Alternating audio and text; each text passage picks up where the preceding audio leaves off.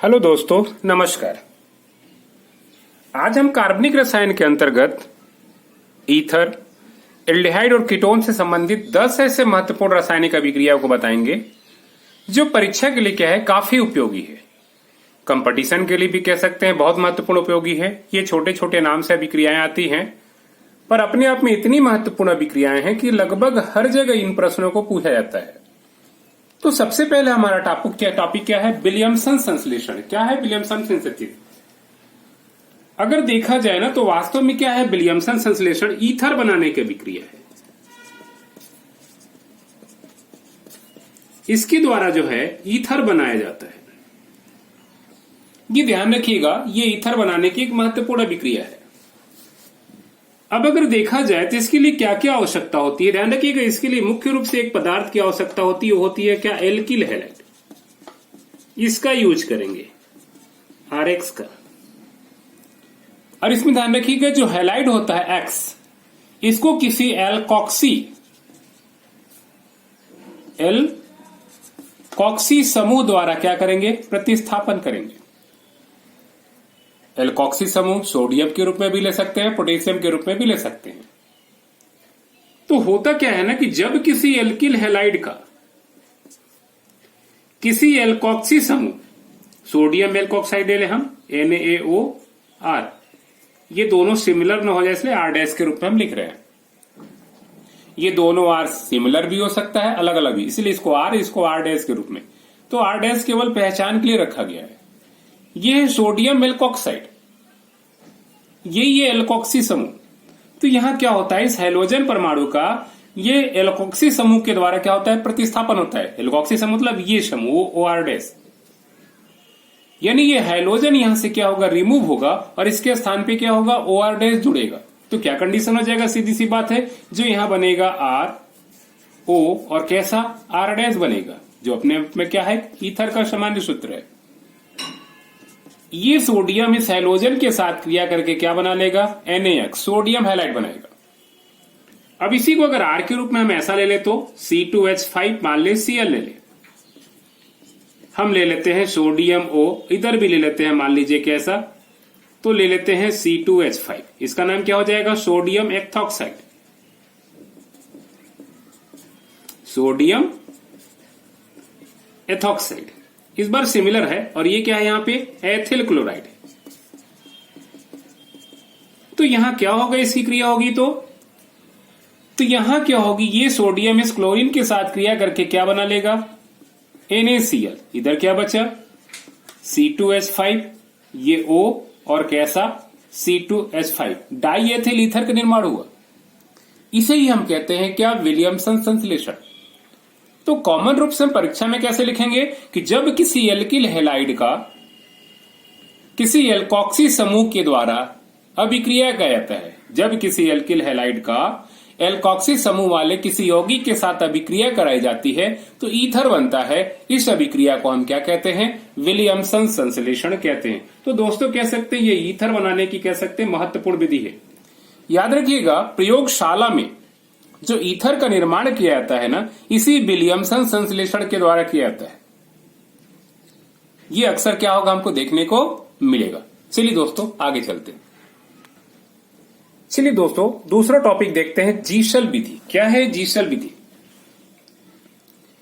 देखिए वास्तव में जीशल विधि क्या है? ईथर का एक रासायनिक गुण है।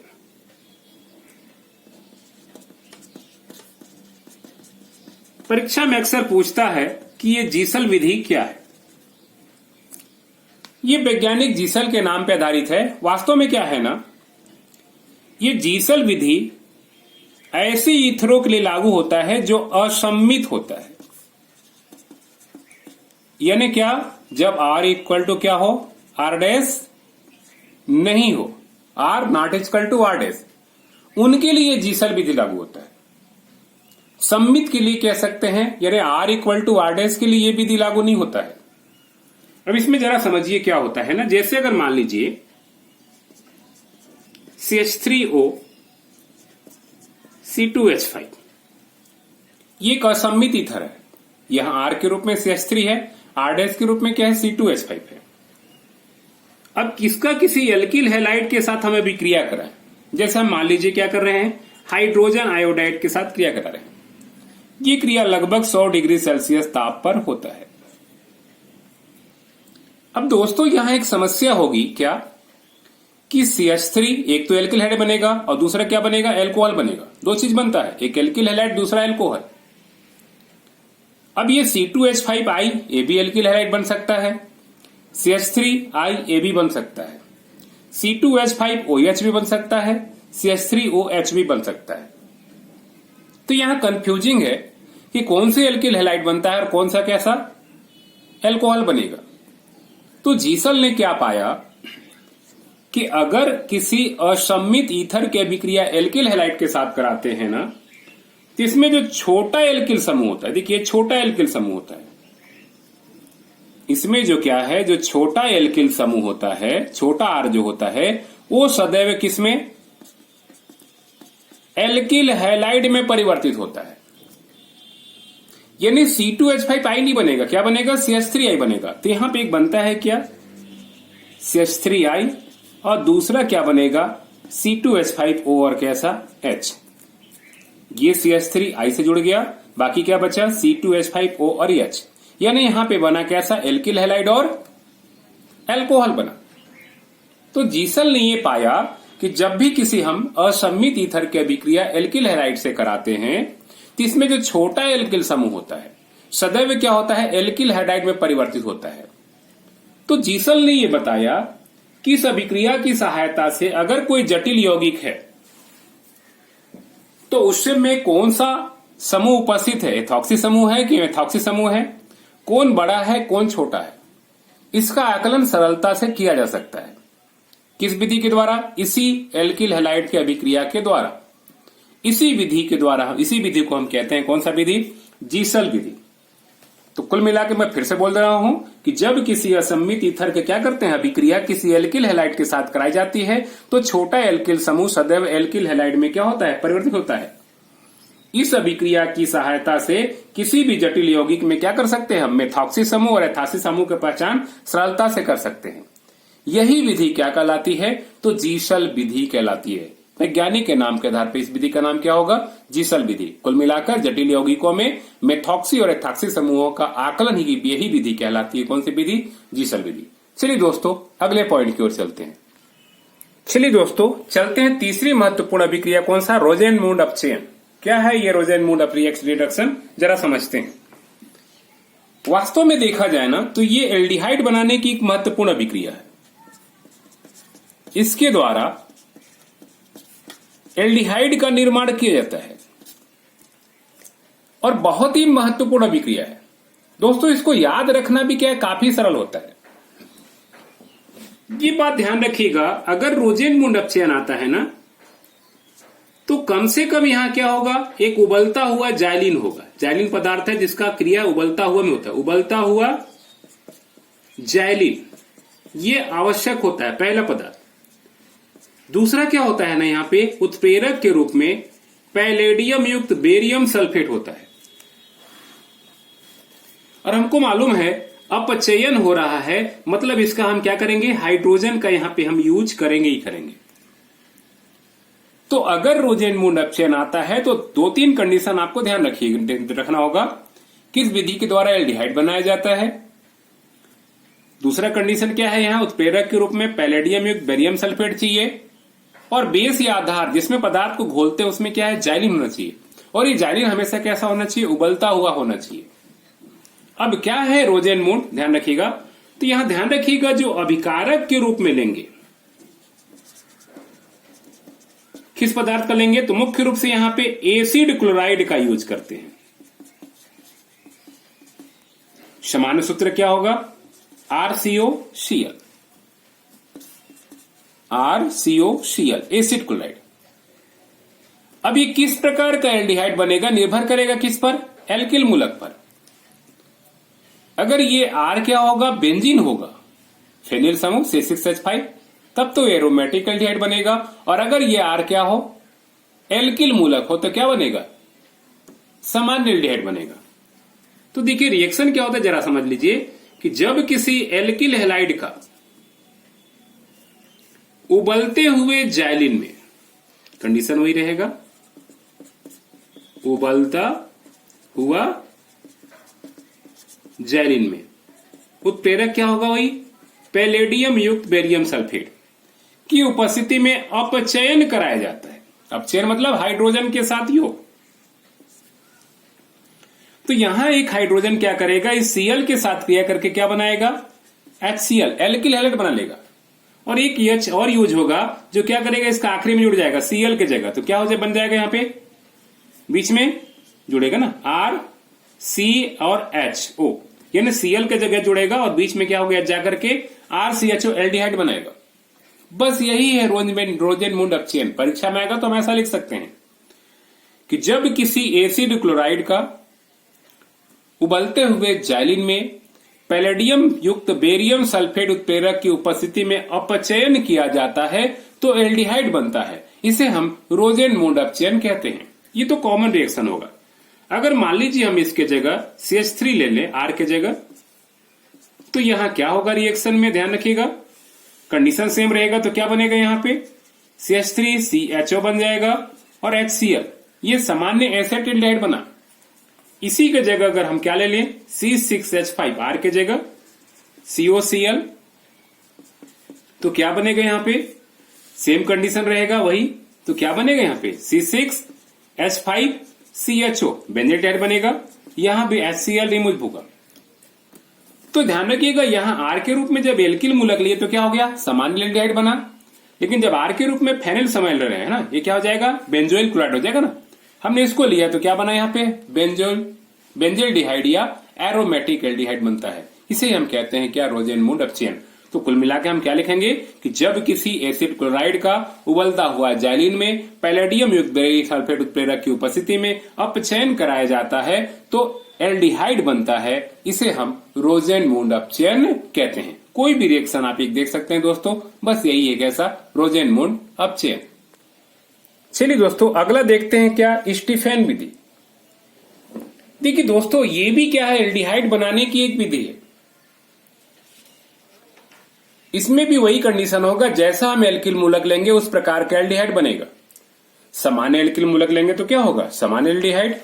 और अगर एल्किल मूलक के रूप में क्या करेंगे, एरिल समूह फेनिल या बेंजीन लेंगे तो क्या बनेगा, यहाँ पे एरोमेटिक एल्डिहाइड बनेगा।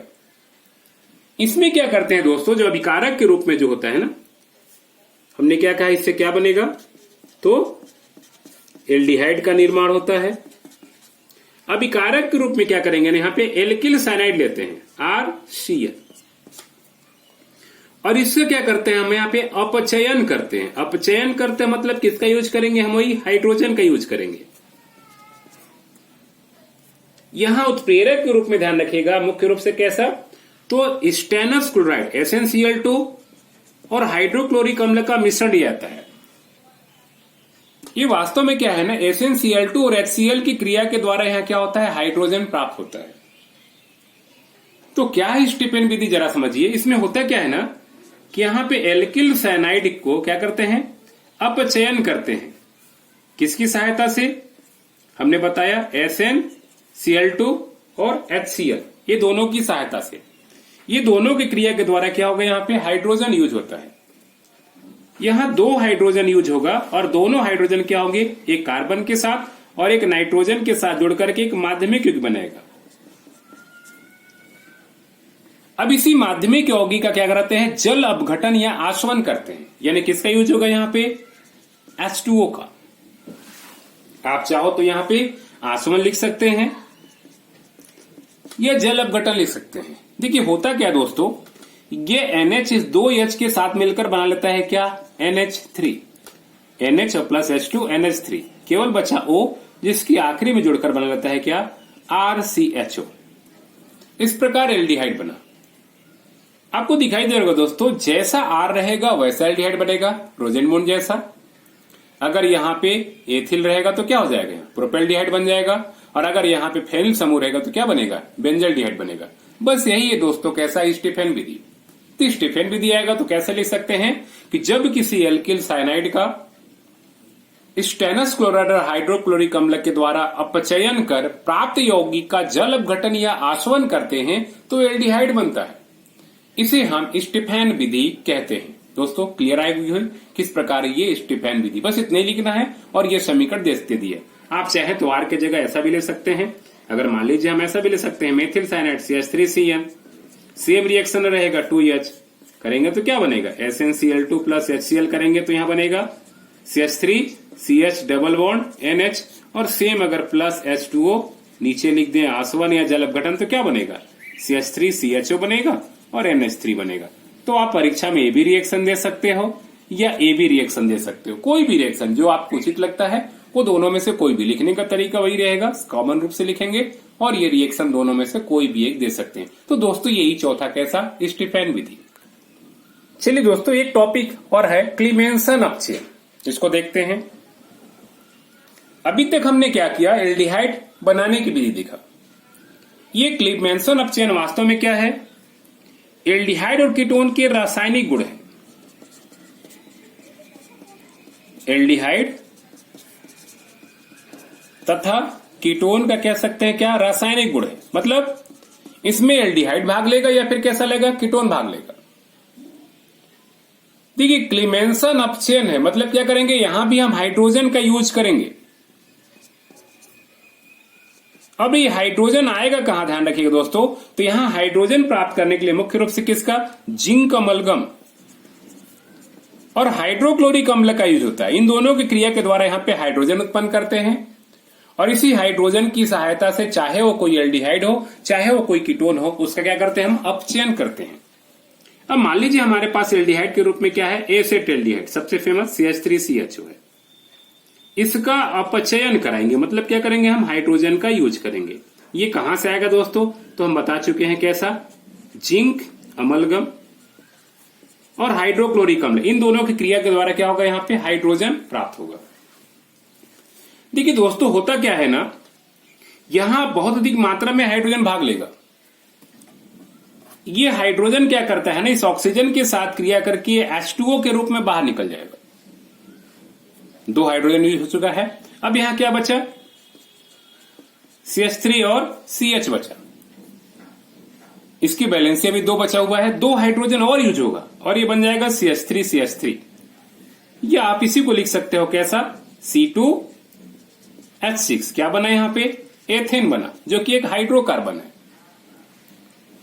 अगर इसी के जगह हम कीटोन लेके चले, एसीटोन ले ले, CH3CO और कैसा CH3, कितने H, यहां 4 था ना यूज। चलिए यहां पे हम ये चले चलते हैं, सेम कंडीशन वही है कैसा, ZnHg हाइड्रोक्लोरिक अम्ल। देखिए यहां भी सेम वही बनेगा, H2O, 2 हाइड्रोजन, इस ऑक्सीजन को लेकर यहां क्या बचा, CH3C, इधर क्या बचा CH3, बीच में H है। इसकी 2 बैलेंसी पूर्ण करने के लिए 2 हाइड्रोजन ही चाहिए। यहां क्या बना, ये प्रोपेन बना, जो कि एक हाइड्रोकार्बन है। यहां भी देखिए 4 H का यूज हुआ। कुल मिला के चाहे एल्डिहाइड का चाहे हम कीटोन का अगर क्लीमेंसन अपचयन करते हैं तो यहां हाइड्रोकार्बन या एल्केन ही बनता है। तो हम कैसे लिखेंगे, सीधी सी बात है कि जब किसी एल्डिहाइड अथवा कीटोन का जिंक अमलगम और हाइड्रोक्लोरिक अम्ल के द्वारा अपचयन किया जाता है तो एल्केन या हाइड्रोकार्बन बनता है। इसे हम क्लीमेंसन अपचयन या क्लीमेंसन रिडक्शन कहते हैं। क्लियर हो गया दोस्तों, फिर से बोल दो कि जब, ध्यान रखिए दोस्तों, इसको कार्बोनिल यौगिक भी बोलते हैं दोनों को। तो एल्डिहाइड और कीटोन ना कह के चाहे तो हम कार्बोनिल यौगिक भी कह सकते हैं कि जब किसी कार्बोनिल यौगिक का जिंक अमलगम तथा हाइड्रोक्लोरिक अम्ल की सहायता से अपचयन कराया जाता है तो एल्केन या हाइड्रोकार्बन बनता है या संतृप्त हाइड्रोकार्बन बनता है। इसे हम क्लीमेंसन अपचयन कहते हैं। यह है दोस्तों कैसा, क्लीमेंसन अपचयन। दोस्तों अगला जो टॉपिक है ना, ये बहुत अति महत्वपूर्ण है और अक्सर कह सकते हैं कंपटीशन में तो ये आता ही आता है, बोर्ड परीक्षा में तो आता ही है, कंपटीशन में आता ही है। ये बहुत ही महत्वपूर्ण रिएक्शन है। अब अगर देखा जाए ना तो वास्तव में क्या है, ये एल्डिहाइड और कीटोन का रासायनिक गुण है। एल्डिहाइड प्लस कीटोन, इन्हीं का क्या है, ये रासायनिक गुण है। वैसे हम बात कर चुके हैं, फिर भी ध्यान रखिएगा इन दोनों को कॉमन रूप से हम क्या कहते हैं यहां पे, तो कार्बोनिल यौगिक कहते हैं।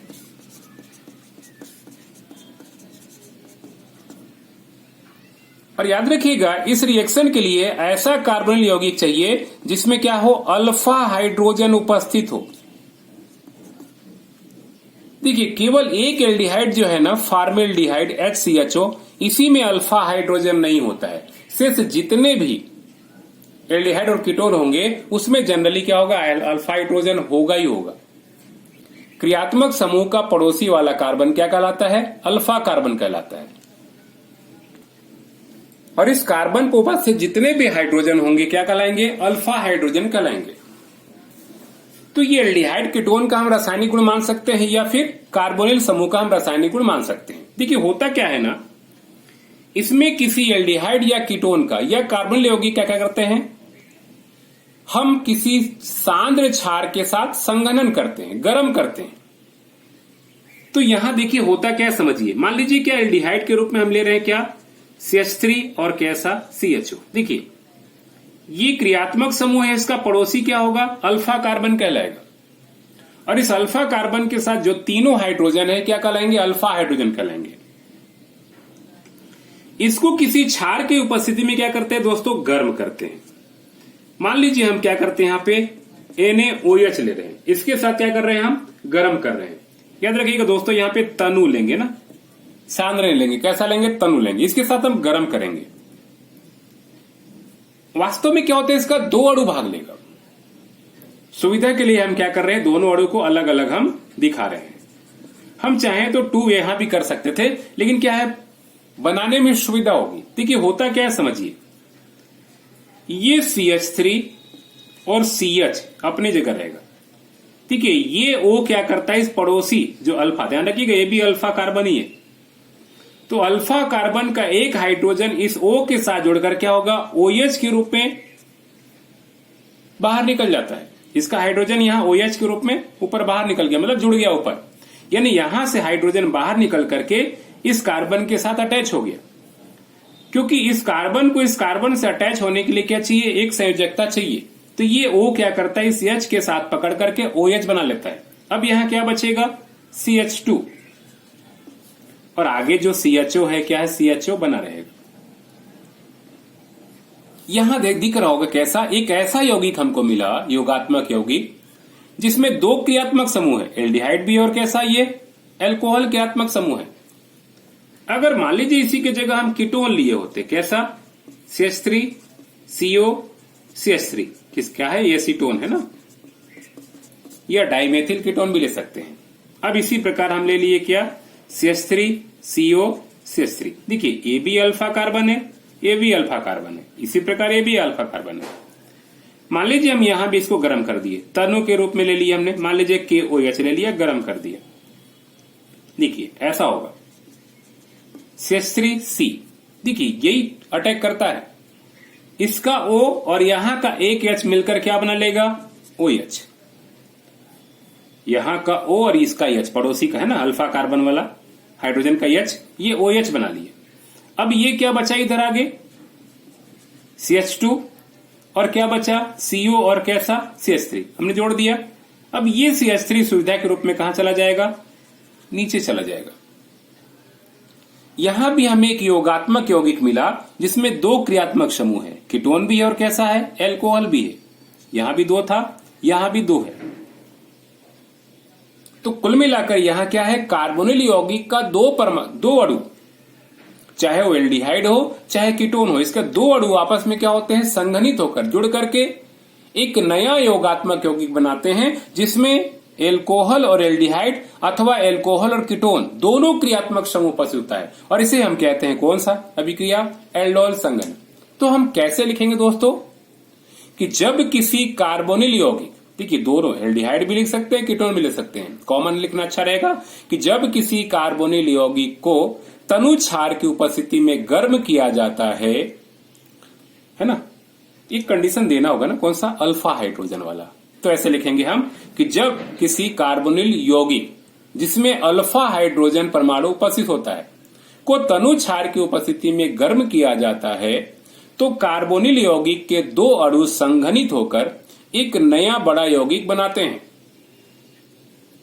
जिनमें एल्डिहाइड और कीटोन एल्कोहल और एल्डिहाइड अथवा एल्कोहल और कीटोन दोनों का गुण उपस्थित होता है, इसे ही हम एल्डोल संघनन कहते हैं।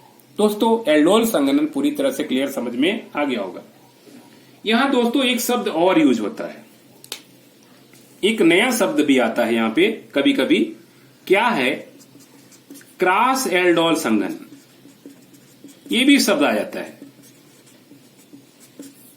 क्या है? क्रॉस एल्डोल संघनन। देखिए दोस्तों यहां पे क्या दिखा, दोनों एल्डिहाइड समान है, दोनों कीटोन समान है। अब इसी संघनन में अगर क्या करें, एक एल्डिहाइड और एक कीटोन भाग ले, या दोनों अलग अलग क्या करें, एल्डिहाइड या कीटोन भाग ले, तब इसी एल्डोल संघनन को हम क्या कहेंगे? क्रॉस एल्डोल संघनन। कहने का मतलब यहां दोनों समान एल्डिहाइड है, अगर यहां दो अलग अलग एल्डिहाइड भाग ले लें तब इसे क्या कहेंगे? हम क्रॉस एल्डोल संघनन कहेंगे। यहां दो अलग अलग कीटोन भाग ले ले तब इसे हम क्या कहेंगे? क्रॉस एल्डोल संघनन कहेंगे। अथवा एक एल्डिहाइड और कीटोन भाग ले ले तब इसे हम क्या कहेंगे? क्रॉस एल्डोल संघनन कहेंगे। चलिए हम इसको एक एग्जांपल दिखाते हैं। मान लीजिए हम ले लिए CH3CHO, दूसरा क्या ले लिया हमने? CH3CO और CH3। हमने गर्म किया किसकी उपस्थिति में? तनु। चलिए बेरियम हाइड्रोक्साइड की उपस्थिति में हमने गर्म किया। देखिए यहां पे हमने क्या किया, एक एल्डिहाइड ले लिया, दूसरा कैसा? एक कीटोन ले लिया। कंडीशन वही होगा, CH3CH, इसका एक O ऊपर मिलके OH बना लेगा, बचेगा क्या? CH2CO और CH3। यहां भी दो क्रियात्मक समूह, एक कीटोन का और दूसरा कैसा? एल्कोहल का। इसी एल्डोल संघनन को हम क्या कहेंगे?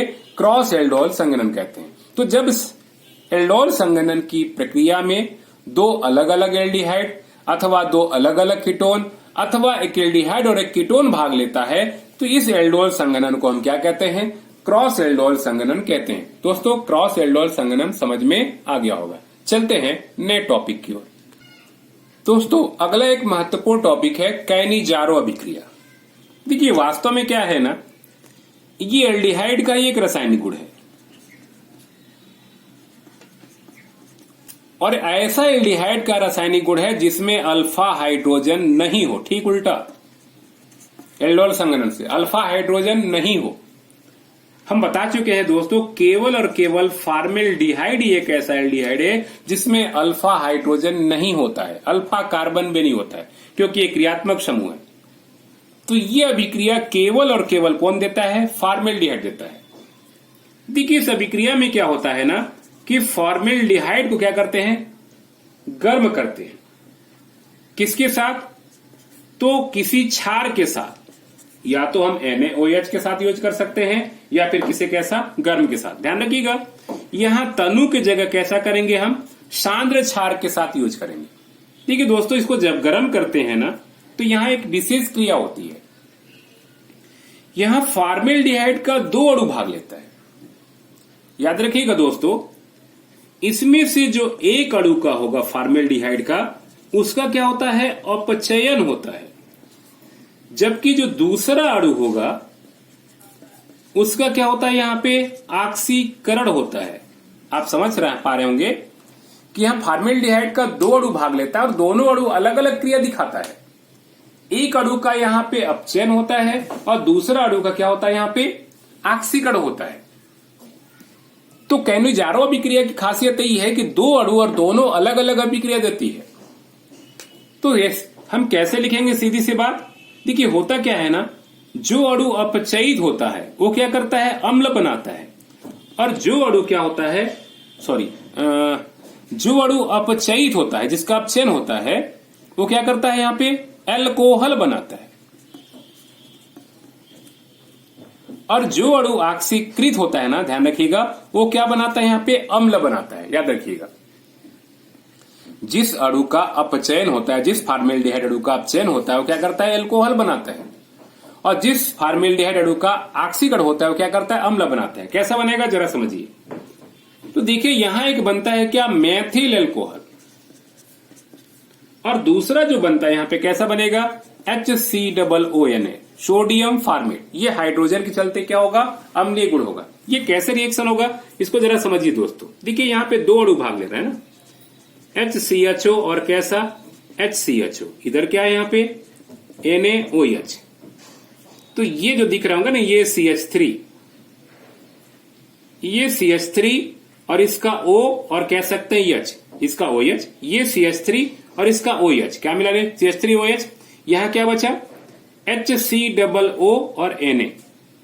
ये CH3 और इसका OH मिलकर बना लिया CH3OH। यहां क्या बचा HCOO और इसका Na मिलकर क्या बना लेता है HCOONA। दोस्तों यही अभिक्रिया क्या है, कैनिजारो अभिक्रिया। कैसे लिखेंगे कि जब फॉर्मेल्डिहाइड की अभिक्रिया किसी सांद्र क्षार जैसे NaOH या कास्टिक सोडा के साथ कराई जाती है तो फॉर्मेल्डिहाइड के दो अणु भाग लेते हैं। इनमें से एक अणु अपचयित होकर एल्कोहल बनाता है, जबकि दूसरा अणु क्या होता है, ऑक्सीकृत होकर के अम्ल बनाता है। इसे हम कैनिजारो अभिक्रिया कहते हैं। दोस्तों ये क्लियर हो गई होगी। चलिए दोस्तों अगला क्या है, गाटरमान एल्डिहाइड संश्लेषण। बहुत महत्वपूर्ण टॉपिक है।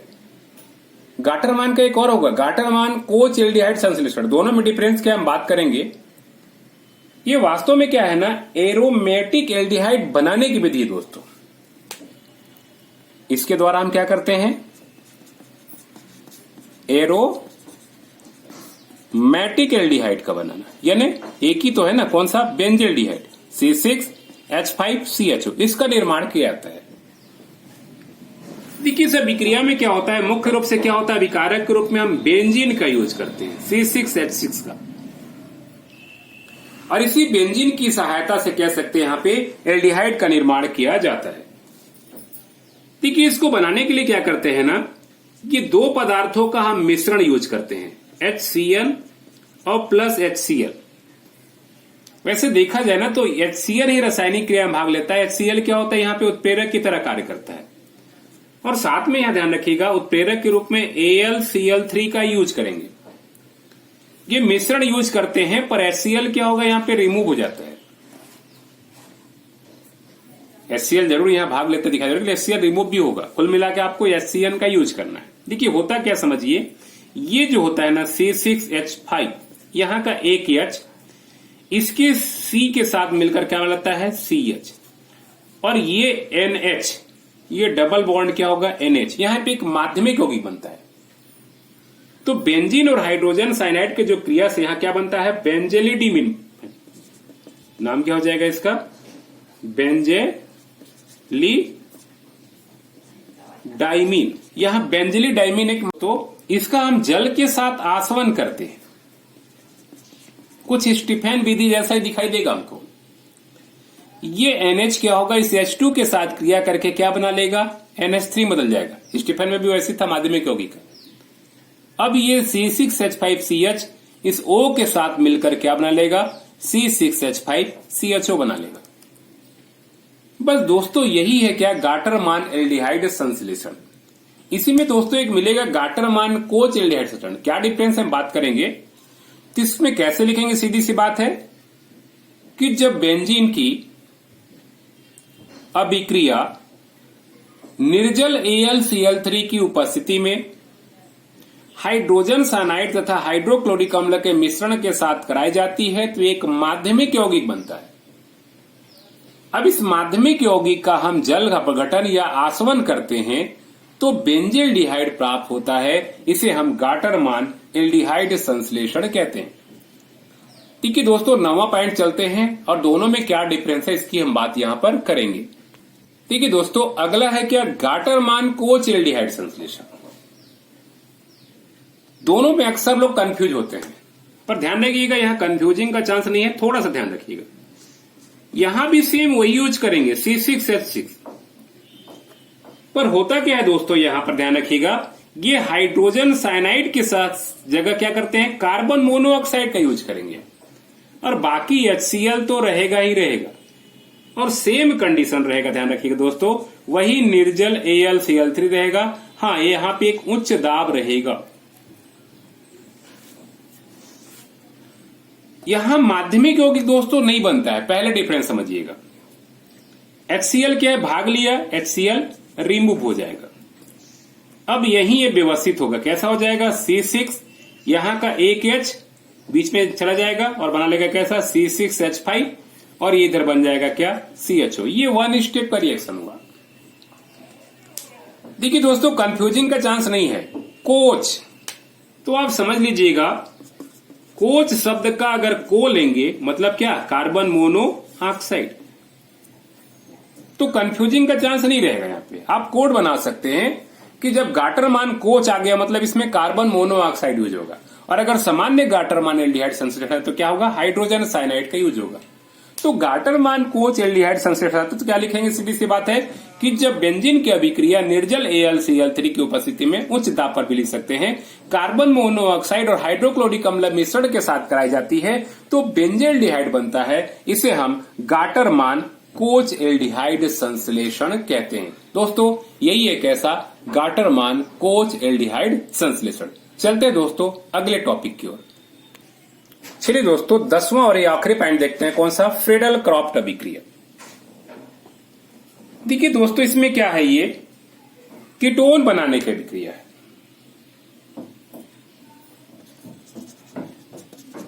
और कीटोन में वो भी कौन सा, एरोमेटिक कीटोन बनाने की विधि है। यहां भी दोस्तों ध्यान रखिएगा, बेंजीन का ही यूज करते हैं, C6H6 का यूज करेंगे। और इसकी क्रिया अगर देखा जाए तो किससे, किसी एसिड क्लोराइड के साथ कराते हैं। और यहां भी गाटरमोन कोच के समान ही वही निर्जल AlCl3 की उपस्थिति में ही क्रिया कराई जाएगी, याद रखिएगा। तो देखिए होता क्या है ना, यहां का एक H और यहां का एक Cl मिलकर क्या बना लेगा, HCl बना लेगा। अब क्या बचा यहां पे, C6H5 और यहां CO, कुल मिलाकर CO और R, तो ये बनेगा कैसा, CO और R। देखिए दोस्तों यहां पे एक समूह फेनिल है, अब निर्भर करता है दूसरा समूह कैसा है, R, कीटोन दिख रहा होगा। अब R जैसा मतलब जैसा एसिड क्लोराइड लेंगे उसी के हिसाब से क्या होगा, कीटोन बनेगा। अगर मान लीजिए हम क्या करेंगे, हम C6H6 ले लें और R के जगह भी क्या ले लें, हम C6H5COCl बेंजोइल क्लोराइड ले लें और सेम कंडीशन में यहां पे गर्म करें तो क्या होगा दोस्तों, बनेगा C6H5CO और C6H5 क्या बनेगा, एसीटोफिनोन बन जाएगा।